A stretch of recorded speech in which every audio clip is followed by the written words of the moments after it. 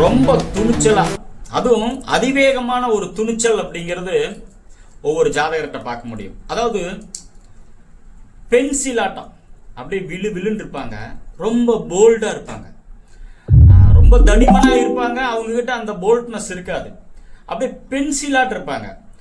இந்த மேசத்துல செவ்வாய் அப்படிங்கிறது ஒன்று இருந்துச்சுன்னா இவங்க எதுக்கும் துணிஞ்சவங்களா இருப்பாங்க. அது துணிஞ்சு ஒரு விஷயத்த வேலை செய்வாங்க.